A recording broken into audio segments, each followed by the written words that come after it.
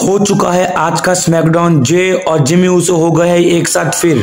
Welcome to highlights in Hindi episode 5। शो की शुरुआत में हमें रैंडी ऑर्टन दिखते हैं बहुत ही ज्यादा कंफ्यूज और गुस्से में, और वो ट्रिपल एच को ढूंढ रहे होते हैं। फिर बैक स्टेज एंट्रेंस के यहाँ पे रैंडी ऑर्टन को ट्रिपल एच मिलते हैं और रैंडी कुछ ट्रिपल एच से बोल रहे होते हैं, तो ट्रिपल एच कहते जो कहना है रिंग में जाकर कह।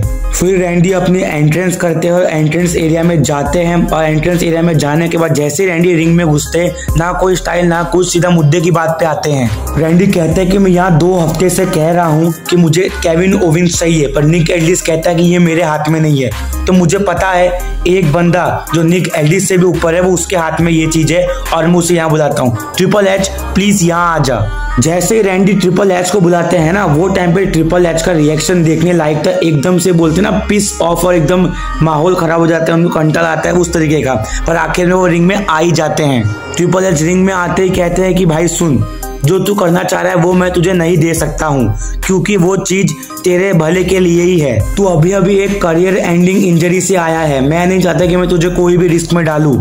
और हाँ, ये मत सोचना कि मैं केविन ओवेंस को बचा रहा हूँ, मैं तुझे बचा रहा हूँ केविन ओवेंस से। मैं केविन को जानता हूँ, जो केविन के साथ हुआ है ना उसके दोस्तों के द्वारा, वो बात से वो बहुत ही अलग हो चुका है। इसके रिप्लाई में रैंडी कहते हैं कि मैंने ट्रिपल एच को बुलाया था, मैंने किसी WWE के बड़े मालिक को नहीं बुलाया था। मैं वो ट्रिपल एच को जानता हूँ जिसने मुझे मेरे घर में आकर ही मारा था। जो मेरे साथ केविन ने किया है, क्या अगर वो तेरे साथ होता ट्रिपल एच तो तू सह लेता?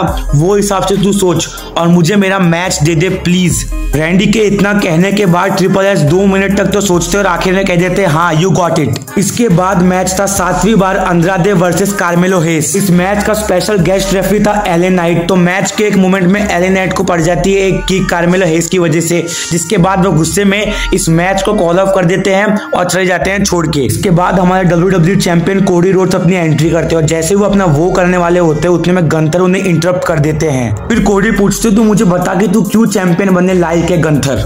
फिर क्या था भाई, गंथर ने अपना रोस्टिंग फॉर्म वापस शुरू कर दिया। वो सीधा कहते हैं क्योंकि मैं वर्ल्ड का बेस्ट रेसलर हूँ राइट नाउ इस कंपनी में। गंथर कोडी को कहते हैं कि तू एक बेवकूफ है, तू हर चीज में अपनी फैमिली को ड्रैग करता है, जैसे लास्ट टाइम तूने अपनी बेटी को किया, जो कि कंप्लीटली सेंसलेस है।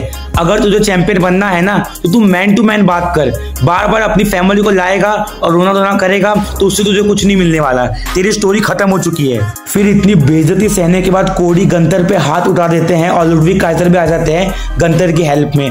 तो फिर कोडी की तरफ से रैंडी भी आ जाते हैं, और फिर आखिर में रैंडी अपनी आंख एक बार फिर टाइटल पे देखते हैं और टाइटल कोडी को दे देते हैं। इसके बाद बैक स्टेज निक एल्डिस कंफर्म करते हैं कि वुमेन्स टैग टीम चैंपियनशिप के लिए क्राउन ज्वेल में फैटल 4-वे मैच होने वाला है। फिर इसके बाद मैच था कैंडिस लरे वर्सेस नाओमी, जिसके अंदर इंडी हार्पर हेल्प करती है अपनी फ्रेंड की, बट बेली बचा लेती है नाओमी को, और ये मैच नाओमी जीत जाती है कैंडिस लरे को पिन करके बेली की मदद से। फिर बैक स्टेज निक एल्डिस भड़के हुए दिखते हैं एले नाइट पे कि तू क्यों छोड़ के आया मैच बीच में से रेफरी होने के बावजूद, अब तू क्राउन ज्वेल में ट्रिपल थ्रेट में अपनी चैंपियनशिप डिफेंड करेगा। फिर DIY और मोटर सिटी मशीन गन्स के बीच में मैच था, जो कि मोटर सिटी मशीन गन्स जीत जाती है और बन जाती है number 1 contender for tag team championship. But फिर ब्लड लाइन इंटरप्ट कर देती है मोटर सिटी मशीन गन्स का सेलिब्रेशन और आकर कहती है let me introduce me, I am your tribal chief. ये है ब्लड लाइन, तुम्हारे टैग टीम चैंपियन। और सोलो को जो हीट मिलती पब्लिक की तरफ से बूस्ट के, वो बहुत ज्यादा तगड़ी होती है। फिर मोटर सिटी मशीन गन्स कहती है कि अगर यहाँ बात इंट्रोडक्शन की हो रही तो हम भी बता दे हम कौन है,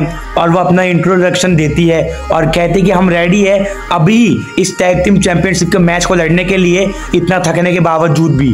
हमेशा की तरह ब्लड लाइन इस मैच में इंटरफेयर करती है, बट इस बार जिमी ऊसो आते हैं और जेकब फर्टी को बाजू में कर देते हैं। फिर सोलो जिमी को मारते हैं तो जिमी को बचाने रोमन आ जाते हैं। फिर इसके बाद गाइस हमें देखने मिलते हैं, फिर हमें काले मास्क में एक और बंदा दिखता है और वो ब्लड लाइन पे अटैक करता है, तामा टोंगा पे भी, टोंगा लोआ पे भी, और वो और कोई नहीं होता, वो होता है जे ऊसो, हमारे यीट। जे उसे पूरी तरीके से डिस्ट्रॉय कर देते हैं ब्लड लाइन को, और इसका फायदा होता है कि मोटर सिटी मशीन गन्स बन जाते हैं न्यू टैग टीम चैंपियंस। इसके बाद जे ऊसो रिंग में अकेले खड़े होते हैं, और फिर एंट्रेंस के यहाँ से हमें दिखते हैं जिमी ऊसो रिंग में आ रहे हैं। जिमी ऊसो रिंग में घुसते हैं और जे और जिमी एक दूसरे को स्टेयर डाउन करते हैं, और फाइनली जब पास जाते हैं दोनों एक दूसरे से गले मिलते हैं और रीयूनियन हो जाता है जे और जिमी ऊसो का, जो कि बहुत ही इमोशनल मोमेंट था। क्राउड का रिएक्शन इतना तगड़ा था कि वो दिखा रहा था क्यों डॉट लाइन की स्टोरी इतनी अच्छी है। और जब जे और जिमी अपना मूवमेंट एंजॉय कर रहे होते हमें एंट्रेंस क्या दिखते हैं, ओटीसी रोमन रेंग्स, और वो देख रहे होते हैं दोनों भाइयों को, कुछ कहते नहीं है ना कुछ करते हैं, सिर्फ देखते रहते हैं। डेफिनेटली गाइस नेक्स्ट हफ्ते बहुत बड़ा रियूनियन होने वाला है।